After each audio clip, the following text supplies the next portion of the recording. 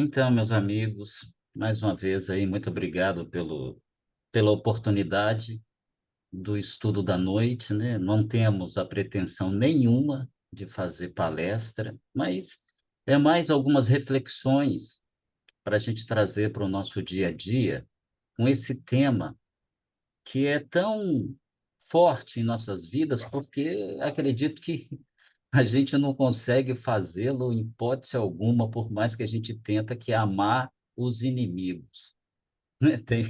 A gente não consegue amar direito nem os amigos, quem dirá os inimigos.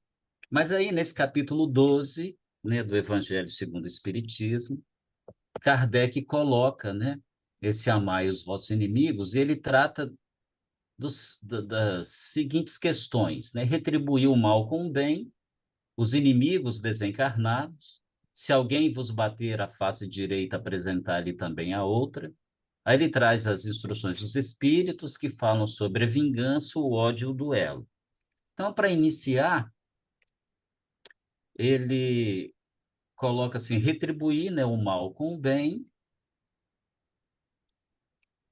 e ele começa assim, aprendestes o que foi dito, amareis o vosso próximo e odiareis os vossos inimigos. Eu, porém, vos digo, amai os que vos odeiam e orai pelos que vos perseguem e caluniam, a fim de serdes filhos do vosso Pai que está nos céus, e que faz se levante o sol para os bons e para os maus, e que chova sobre os justos e os injustos. Porque se só amardes os que vos amam, qual será a vossa recompensa?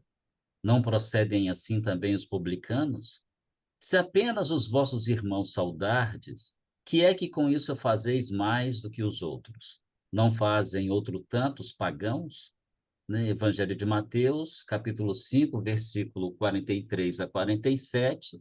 E aí Kardec fecha esse raciocínio com o Mateus, capítulo 5, versículo 20, que ele fala assim: digo-vos que se a vossa justiça não for mais abundante que a dos escribas e a dos fariseus, não entrarei no reino dos céus.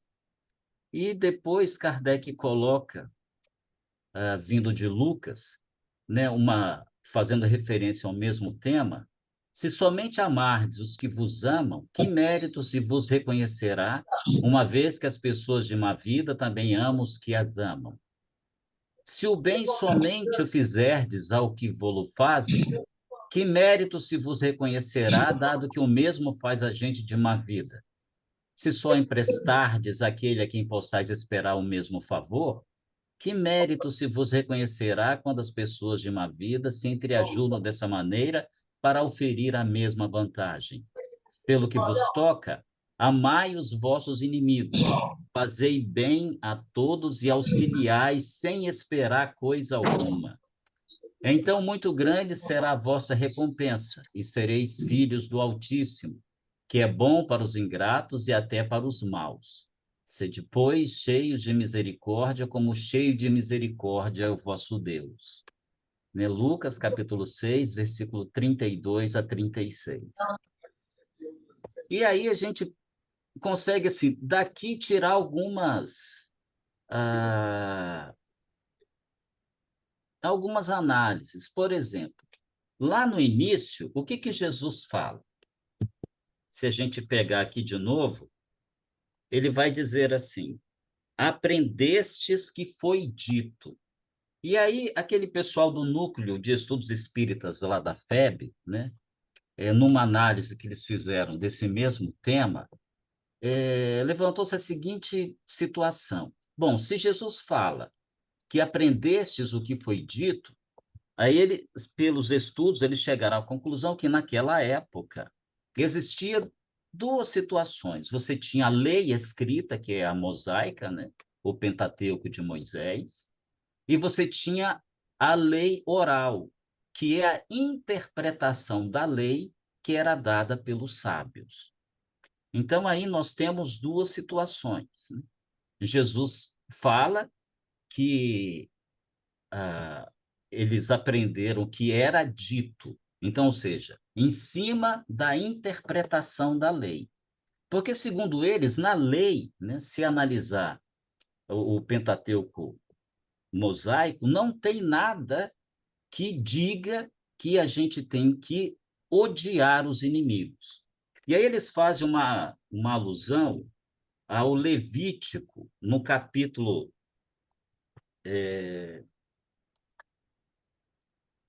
19, versículo 18, ele diz o seguinte: não te vingarás e não guardarás rancor contra os filhos do teu povo. Amarás o teu próximo como a ti mesmo. Eu sou Yahvé. Então, da onde veio essa história de odiar os inimigos? Já que na lei não faz menção nenhuma disso. E aí eles dizem que até 1947, né, os estudiosos da Bíblia não sabiam da onde que Jesus tinha tirado essa informação para determinar uma mudança de observação ali, deixar o que aprendeu, o que foi ouvido, para ter uma nova visão sobre essa situação em relação aos inimigos. E de onde que veio isso? Então, o núcleo de estudos espíritas lá da FEB, eles disseram que quando achou-se os pergaminhos no Mar Morto, num desses pergaminhos que foi catalogado com o código de UNQS, que é dos essênios, ele trata das regras da comunidade. E nessas regras da comunidade, vai falando, né, sobre o amor a Deus e tal, e depois eles chegam e dizem que ah, deve-se amar aqueles que foram escolhidos por Deus e odiar o que Deus rejeitou. E aí eles falam que, bom, os escolhidos a gente pode interpretar como os iguais, e os que foram rejeitados, os que são diferentes. E aí até, né, como a gente está fazendo aquele evangelho redivivo, a gente observou as pendengas que tinham entre alguns grupos, né, dos hebreus, saduceus, os essênios, com relação a ao pessoal do Sinédrio, né? As interpretações que eles tinham, como os fariseus tinham todo aquele rótulo só externo, nada interno, então aquilo criou algumas dissidências. E os essênios tinham essa prática e, segundo a observação deles, era ódio mesmo. Então, Jesus, ele vem através, né, desta fala puxar a orelha de todo mundo, inclusive dos essênios, que a gente não pode, em hipótese alguma, fazer as distinções entre as pessoas, né? Então, por isso, ele faz, nessas duas passagens, tanto de Mateus e Lucas, determina que a gente tem uma nova postura diante daquele que a gente acha que são os nossos inimigos. E aí, Kardec, ele vai fazer alguns comentários, né, acerca disso. Então, ele comenta que amar os inimigos é a mais sublime aplicação do amor ao próximo. Isso porque no Evangelho, né, no capítulo anterior, que é o 11, ele fala exatamente de amar ao próximo como a si mesmo. E quando você parte para amar o inimigo, então, assim, é a maior sublimação que você pode dar a esta aplicação do amor ao próximo. Representa uma das maiores virtudes contra o egoísmo e o orgulho. Né? O egoísmo e o orgulho, a doutrina espírita já nos traz, eu acho que mesmo sem a luz que a doutrina espírita traz sobre o evangelho, a gente já sabia, né, que o orgulho e o egoísmo é, de fato, a maior chaga da humanidade. Né? Essas duas situações são os pais de todas as mazelas, de todas as guerras, de todas as atitudes indignas que a gente comete, né, ao longo da história da humanidade. tudo está atrelado ao egoísmo e ao orgulho, né? O egoísmo onde diz que tudo é para mim e o orgulho onde diz que eu sou melhor do que qualquer outro. Então, com isso daí a gente observa o tamanho da situação que a gente se põe em contrário à lei de Deus, né? E aí a gente, nos momentos de reflexão, a gente consegue bastante bem analisar essas situações, né, do amor ao próximo, de amar os inimigos, da necessidade disso, mas no dia a dia a gente acaba não conseguindo fazer isso. A gente ainda não conseguiu se desvencilhar completamente do egoísmo e do orgulho.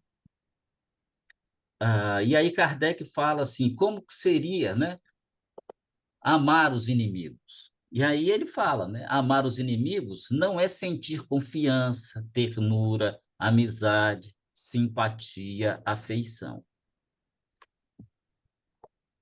Essas, esses sentimentos que a gente devota para os amigos, né, para aquelas pessoas que são afins conosco, naturalmente a gente não teria como transmitir ou sentir isto por aquele que a gente acha que é inimigo, aquele que é diferente de nós e que nós não aceitamos, a, não o aceitamos como ele é.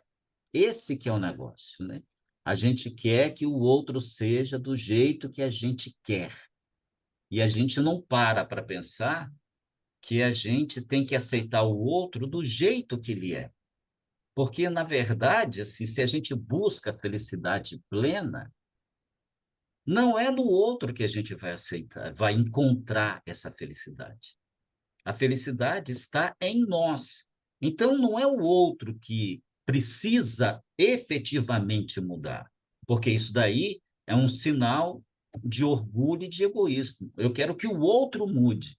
Mas aí a doutrina espírita nos traz o quê? Que quem precisa mudar nessa história somos nós.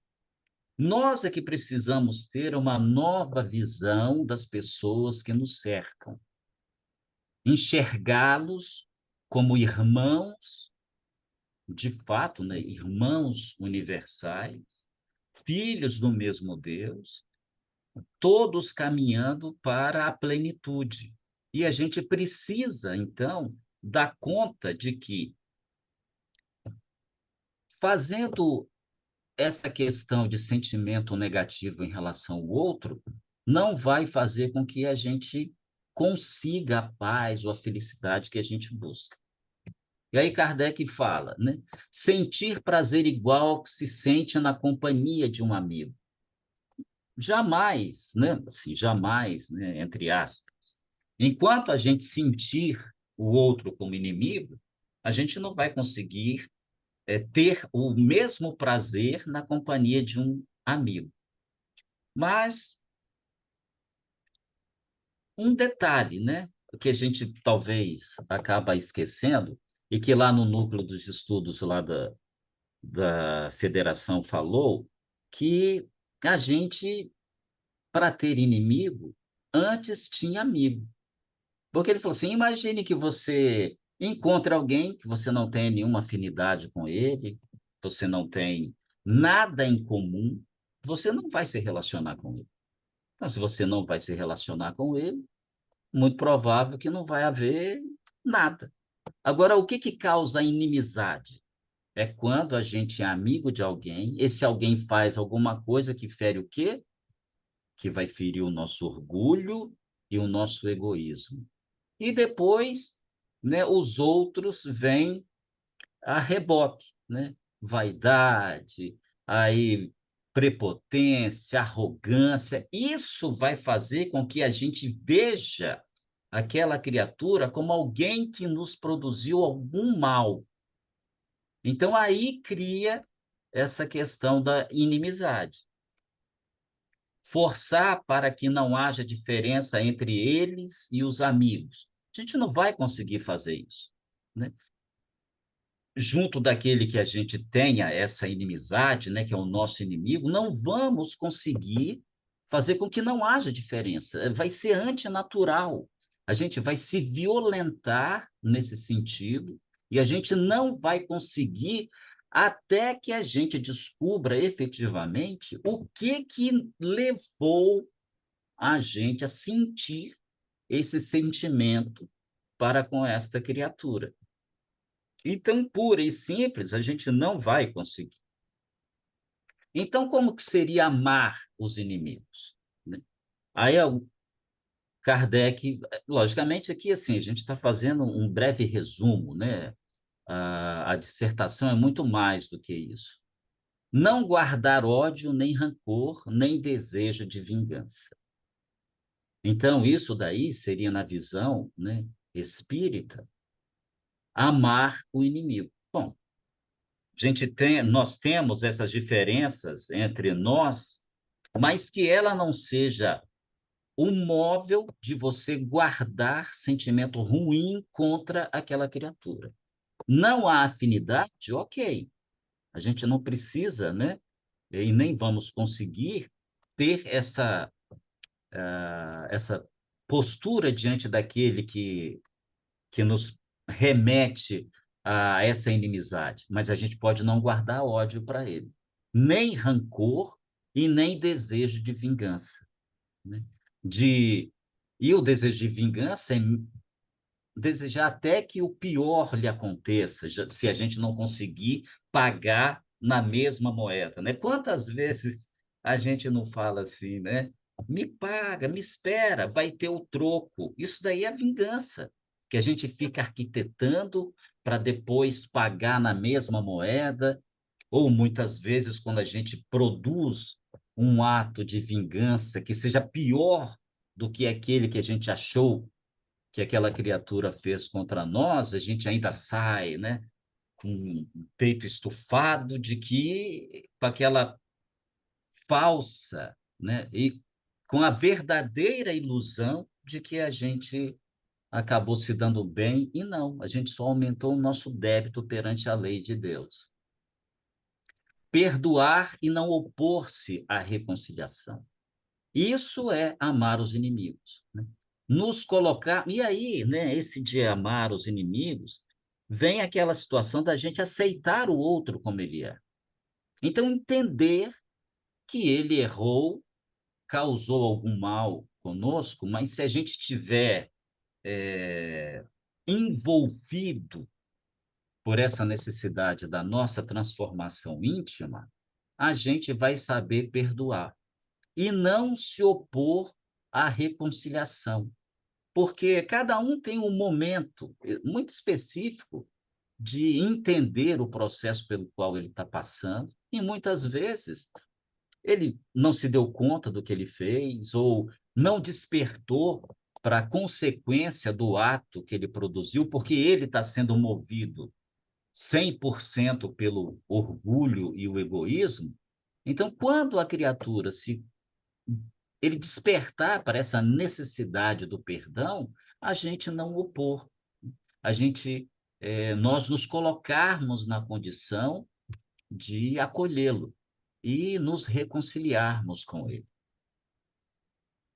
Retribuir-lhes o mal com o bem, né? E aí, assim, embora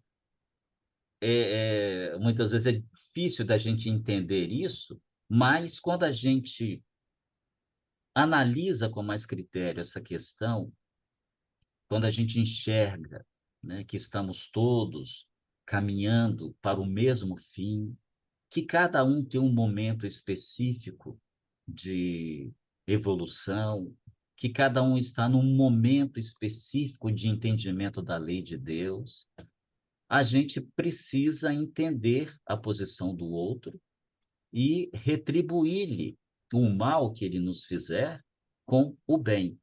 E o bem que a gente pode fazer, né, já foi dito anteriormente, né? Não guardar raiva, não guardar rancor, não desejar um mal, estarmos abertos à reconciliação, ajudarmos, né, naquilo que nos for possível ajudar. E para o incrédulo, como seria amar os inimigos? Aí, bom, é um contrassenso. É, lógico, o incrédulo, né, aquele que não acredita na vida após a morte, ou ele não acredita em Deus, ou é extremamente materialista, ele vai pensar no aqui e agora. Então, amar os inimigos, para este é uma coisa absurda, né? Porque ele está vivendo nesse momento muito específico, do nascimento até a morte. Então, para quê? Ele vai manter o ódio e muitas vezes vai levar até as últimas consequências. Tem a sua visão apenas no presente, né? Nenhum interesse tem de perdoar, exatamente por isso. Porque como ele não acredita na vida após a morte, para que perdoar? Ele vai se sentir tolhido nas suas questões, vai querer ir à forra, porque para ele não existe mais nada além disso. Conserva rancor e deseja vingar-se. E para o crente, sobretudo o espírita, amar os inimigos seria o quê? Bom, como os espíritas, né, têm a sua visão no passado, no presente e no futuro, sabe que as maldades fazem parte das provas que lhe cumpre suportar.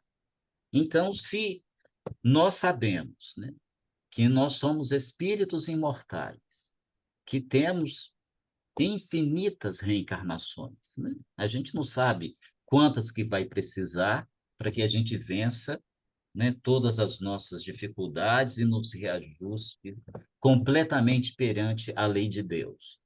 E se eu sei que tudo o que me acontece hoje é produto das minhas próprias ações, então as dificuldades que se apresentarem a mim, mesmo que ela venha através de outros, né, através da maldade, porque eu posso não ser inimigo do outro, mas o outro pode me achar inimigo dele. E aí ele vai tentar me prejudicar de alguma forma.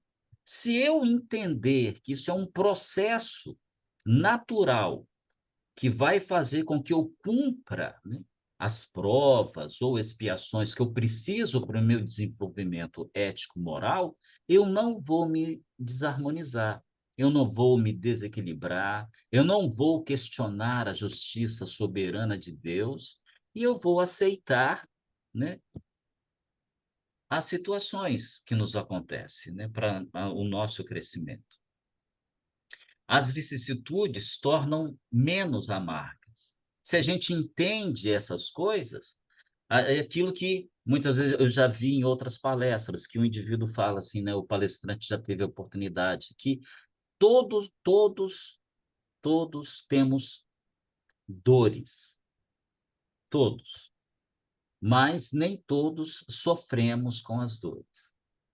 As dores são as dificuldades que nós temos perante a vida, de todo, físicas, de saúde, profissionais, né? Dependendo do nosso planejamento reencarnatório, mas sofre somente aquele que se revolta, que se acha indigno, que não merece aquelas situações. E quando a gente se porta desta forma, a gente está dizendo que Deus é injusto, porque eu não aceito as dificuldades pelas quais eu estou passando e que eu não tenho condição de modificá-las. Então, eu estou dizendo que a divindade não existe. E sem perceber, eu estou descrendo em Deus, na justiça divina e no amparo de Jesus, porque eu não aceito, né? Eu reclamo. Então, é uma situação que a gente precisa, muitas vezes, analisar com cuidado, porque eu acho que isso acontece com muito mais frequência do que a gente imagina. Tem mais facilidade de perdoar. Isso com certeza, né? A gente tem a ferramenta para isso. Todo o processo aí reencarnatório nos nos remete a isso. Entender todo esse processo vai fazer com que a gente entenda a posição do outro, então fica mais fácil perdoar. Não se, não se queixa e agradece a Deus por experimentá-lo. E amando os inimigos, né? Muita gente pode perguntar assim, então tá, beleza, nossa, que maravilha, eu vou amar tudo quanto é inimigo agora. Então, ou seja, né? Vou amar, e aí eu não vou estar apoiando a perversidade, a maldade, né? O descumprimento das leis, tanto divinas quanto humanas. Não. Porque aí o que que acontece? Esse amor não tem por fim aprovar as más atitudes. Jesus, quando ele nos remete a essa análise de amar os inimigos, ele não está dizendo que nós temos que pôr o pescoço ao carrasco. Ele não está dizendo para a gente se entregar a, a, ao carrasco de livre e espontânea vontade. Ele está dizendo que para a gente não retribuir o mal com o mal, a gente precisa retribuir o mal com o bem. Porque e aí a autodefesa, e a lei de preservação da nossa própria vida, onde é que fica? Então, não por fim, as provas, as más atitudes. Visa sensibilizá-los para a reforma interior. O sofrimento decorrente da má conduta corrigirá o perverso do mal. E aí a gente esquece, muitas vezes, que a própria lei de Deus, né, tem todos os mecanismos necessários para corrigir todos.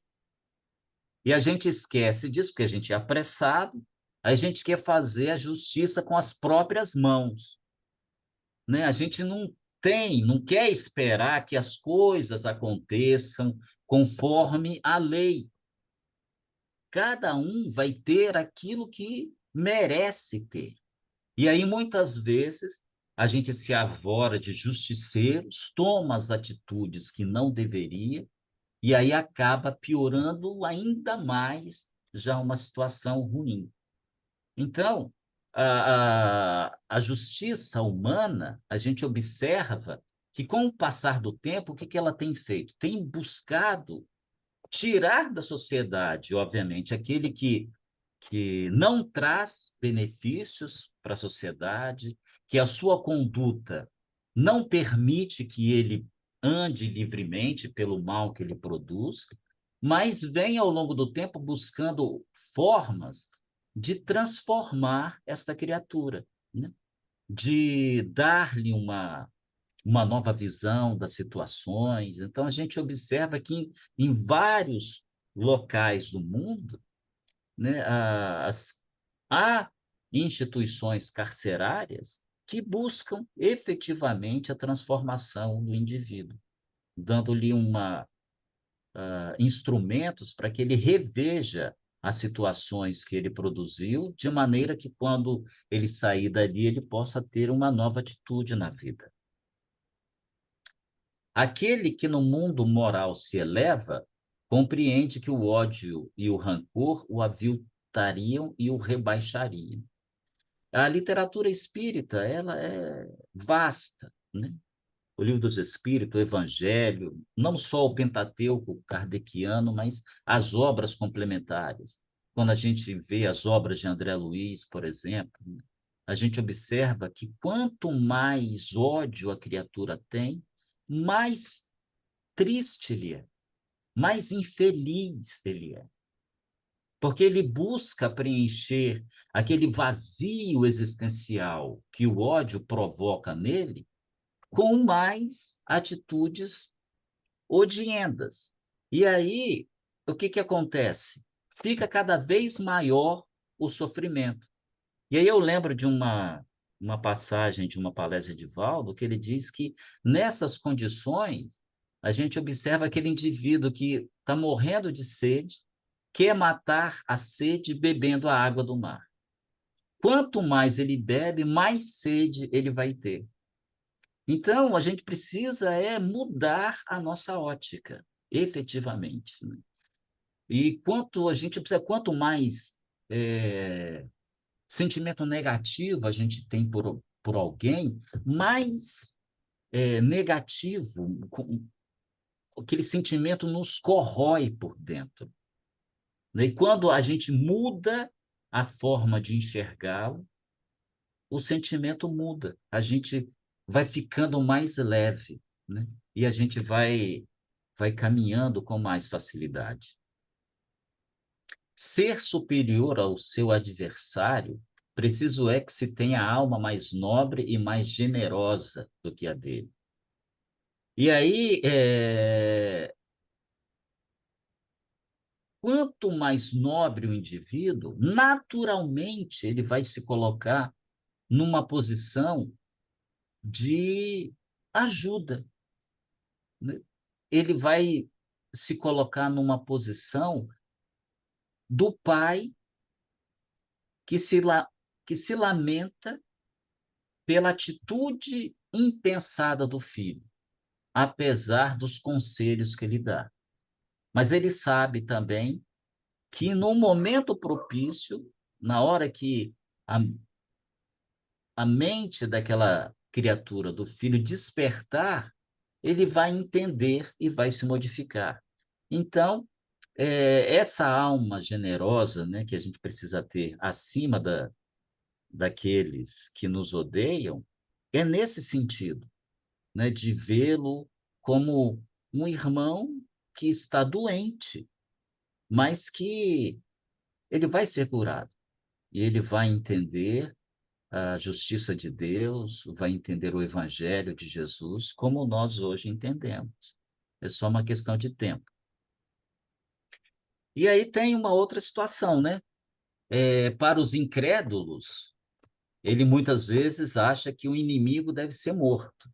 Então, vai lá, faz a situação, não sabe ele, né, que a vida continua.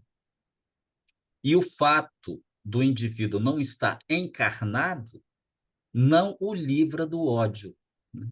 E aí a gente tem os inimigos desencarnados. Sabe que a morte não o livra senão da presença material do seu inimigo. E aí a gente observa questões assim de obsessões ferrenhas, até de possessões, porque o ódio perdura, muitas vezes centenas de anos, até que o algoz encontra, né? Algoz e vítima se encontram, e aí, pelas leis da ação e reação, começa o processo de reajuste entre eles. Então, aquele que sofre a obsessão não sofre à toa. Ele tem um papel preponderante nessa situação. O que precisa é que ambos entendam o contexto em que aquela coisa aconteceu e depois, né, busque-se a reconciliação. E a gente sabe que muitas vezes a reconciliação é dolorosa e demora até algumas encarnações. Tem o livro lá do Manuel Filomeno de Miranda, que fala do sexo e obsessão, né, que conta a história de um padre que ele era pedófilo, né, no estado da Bahia, e que ele estava sofrendo a obsessão de um espírito que o perseguia há mais de 200 anos. E essa situação aconteceu na França, lá na época do Marquês de Sades, né? Este espírito, o que que aconteceu? Ele era lá da corte do Marquês, tinha uma pessoa que era um camponês e que devia alta soma para ele. Como esse camponês não conseguia pagá-lo, ele foi lá, tomou o filho desse camponês e entregou para o bordel. E esse camponês jurou vingança, demorasse o tempo que demorasse. Como este nobre, vamos dizer assim, né, da corte do Marquês de Sade, não, apesar, né, dos séculos, não mudou os seus pendores, o obsessor acabou achando.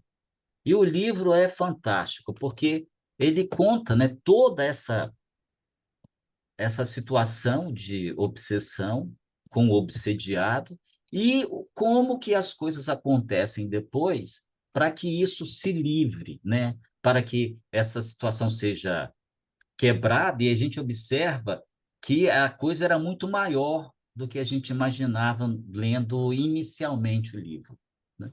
É um livro que vale a pena interessar, aqui, ler, porque fala, né, além de tantas outras, desta questão do ódio que perdura, né, por várias encarnações. A vingança pode produzir uma irritação que pode continuar de uma existência a outra. Se manifestam pelas obsessões, pelas subjugações. E aí, depois Kardec ele coloca, né, ele mais para frente, se alguém vos bater na face direita, apresentar-lhe também a outra. E aqui, de novo, Jesus traz a mesma questão. Ó, tendes aprendido o que foi dito, olho por olho e dente por dente. Eu vos digo para que não resistirdes ao mal que vos queiram fazer. Mas se alguém vos bater a face direita, apresentai-lhe também a esquerda. E se alguém quer demandar convosco para tomar a vossa túnica, abandonai-lhe também vossa capa. E se alguém quer vos constranger a fazer 1000 passos com ele, fazei ainda 2000. Dai àquele que vos pede, e não repilais aquele que quer vos tomar emprestado. Mateus capítulo 5, versículo 38 e 42. Né? O orgulho leva o homem a retribuir injúria por injúria. Por isso, a lei, né, de talião, olho por olho, dente por dente, né? Então, quanto mais orgulho e egoísmo a gente tem, mais a gente vai retribuir o mal pelo mal. Então, a gente precisa, mais uma vez, né, Jesus nos solicita esse despertar, nessa nova visão de mudança que a gente precisa ter, né? Há mais coragem em suportar um insulto do que em se vingar. E isso é verdade, né? Você imagina passar por cima de todo aquele sentimento constrangedor e não retribuir o mal com o mal. A gente vai ser taxado de tudo quanto é nome, menos de corajoso, mas a gente sabe que essa que é a verdadeira coragem, porque isto é agir e não reagir.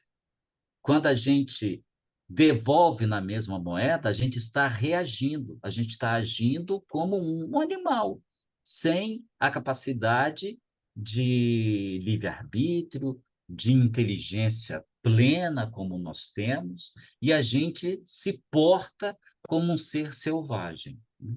E a gente não pode, não estamos mais nessa situação. Isso já deixamos há milênios e precisamos agora trilhar uma nova caminhada. Jesus não interditou a defesa, mas condenou a vingança, né? E aí vem as instruções dos espíritos, né, que ele fala da vingança, que é o indício certo do estado atrasado dos homens espíritos, que elas se entregam. E aí a gente vê situações onde a criatura não consegue vingar-se assim efetivamente, né, devolvendo na mesma moeda. Então, o que que ele faz? Cria situações, fomenta discórdias, mina a honra do outro. E aí Kardec fala lá, né, quando nas instruções dos espíritos, né, ele transcreve ali que muitas vezes aquele que foi objeto dessa vingança por debaixo dos panos, né, vai encontrar aqueles que antes estendiam a mão para ele e eles viram o rosto. Aqueles que comungavam na mesma situação dele agora viram as costas. Então, é uma questão vil, baixa, né, de atraso mesmo, né? E que a gente não pode mais permitir que essas coisas aconteçam conosco. A vingança é ardilosa e hipócrita, né? Aquele que se nega a perdoar não é espírita e tampouco cristão. Isso daqui é um tapa de luva, né? Para a gente, muitas vezes. Aqui no estudo é fácil a gente entender isso, né? O, o testemunho é na nossa vida diária. Quando a gente passar por alguma situação que nos remete a esse sentimento, a gente lembrar que agora, além de cristãos, nós somos espíritas. Então, nós temos um entendimento maior dessas situações e a nossa responsabilidade também vai ser muito maior daquele que não tem o conhecimento que nós temos. O ódio, né? Amar os inimigos é a hóstia e mácula que oferecemos a Deus no altar dos corações. O amor aproxima de Deus a criatura e o ódio a distancia dele. E aí ele fala sobre duelo, né? Naquela época era mais comum, né? Ninguém tem o direito, em caso algum, de atentar contra a vida de seu semelhante. E aí os espíritos dizem que aquele que provoca o duelo é um homicida. E aquele que aceita é um suicida. Porque, e ele fala que, na grande maioria das vezes, o provocador, né, aquele que se põe na conduta de instigar o outro a isso, é aquele que tem a maior perícia. Então, ele vai ser considerado o homicida. E aquele que não tem a perícia, que sabe que pode sucumbir nesse duelo, ele é um suicida. Então, ele se coloca na mesma condição de um suicida. O duelista não tem coragem de suportar as ofensas, porque ele é movido pelo orgulho e pelo pelo egoísmo, né? O espiritismo apagará esses últimos vestígios da barbárie, incutindo nos homens o espírito de caridade e de fraternidade. E aí, para a gente encerrar essas reflexões, acho que todos, né, já ouvimos a história daquele obsessor do Divaldo, chamado o Máscara de Ferro. E aí, Divaldo, ele conta que essa coisa aconteceu, se não me engano, na Idade Média. E aí, eles eram clérigos, tiveram uma desavença, e a situação aonde essa criatura se colocou, ele culpava Divaldo por isso. Provavelmente ele deve ter perdido a vida por conta dessa situação. E aí ele jurou vingança. E diz Divaldo que ele apareceu e ele chamava a Máscara de Ferro porque ele não expressava nenhum tipo de, de mudança de fisionomia. Era aquela máscara mesmo parada, ele não se modificava em situação nenhuma e ia perseguindo, perseguindo, perseguindo, tanto que Divaldo contou que certa feita foi fazer uma palestra, se não me engano, no Rio, e ele viu ele andando pela avenida, ele viu que alguém puxou e ele recebeu um soco no rosto. E ele caiu, estava próximo a uma vidraça de uma loja, a vidraça se estilhaçou, ele por pouco não se feriu, e quando a pessoa olhou para ele, pediu perdão, imaginando que era uma outra pessoa e que o perdoasse e tal. E aí Divaldo viu ao lado desse rapaz que desferiu o golpe nele, o Máscara de Ferro. E aí o Máscara de Ferro falou: que interessante, hein? Então é muito simples, basta eu pegar um desavisado deste, né? Ou seja, né, uma criatura que não ora e nem vigia, vamos dizer assim, pôr uma arma na mão dele e mandá-lo puxar o gatilho. E aí eu acabarei com a sua vida. Só que o que que Divaldo fazia? Mantinha-se firme. Buscava, né? Ele falava que era uma outra época, um outro tempo, se ele realmente tinha alguma coisa que o perdoasse, porque hoje ele já é diferente, né? Uma situação completamente diferente hoje, mas ele não perdoava e tal. E um dia, Divaldo fala que ele chegou para Divaldo e falou assim: ó, cansei de você. Não porque você me venceu pelo ódio, eu continuo te odiando, mas você me venceu pelo cansaço. E aí, Divaldo, e o cara sumiu. Aí, no outro dia de manhã, Divaldo acordou e não estava lá. Divaldo disse que sentiu falta dele, porque era 24 horas o camarada atazanando, né? E aí passou-se o tempo, foi, o cara nunca mais apareceu. E aí ele está lá na mansão do caminho, o, o porteiro fala para ele correr lá na portaria, que tinham encontrado uma criança ali que estava numa caixa e tal. Aí Edivaldo foi, pegou a criança, estava cheia de formiga. Aí a mãe pediu para que Edivaldo socorresse a filha dela, porque ela não tinha como cuidar da criança, e se Edivaldo não a socorresse, a criança ia sucumbir. Então, que ele fizesse a caridade de ajudá-la e tal. E aí aparece o Máscara de Ferro. Edivaldo falou: ai, meu Deus, vai começar tudo de novo. E aí ele começou a instigar: você vai cuidar dessa coisa? Desse troço esquisito, desse trapo? Edivaldo, lógico que vou. Você me conhece. Há quantos anos você convive comigo? Sabe que eu vou cuidar dessa criança, vou amá-la como eu amo os meus outros filhos e tal. E aí foi naquele diálogo, aí esse Máscara de Ferro pousou a mão sobre o ombro de Divaldo e disse: ok, então se você realmente fizer isso, você vai passar a ter em mim um amigo, um irmão, e eu vou amá-lo, porque essa que está aí em seus braços é a encarnação da minha mãe. E com isso quebrou-se, né, esse vínculo de ódio que já demorava algumas centenas de anos. E Divaldo fala que a partir daí ele tornou-se assim, o braço direito em estudos do Evangelho, porque ele conhecia tudo, né, do Velho e do Novo Testamento. Então, passou a ser um grande colaborador dele, né, nessa tarefa lá na Mansão do Caminho.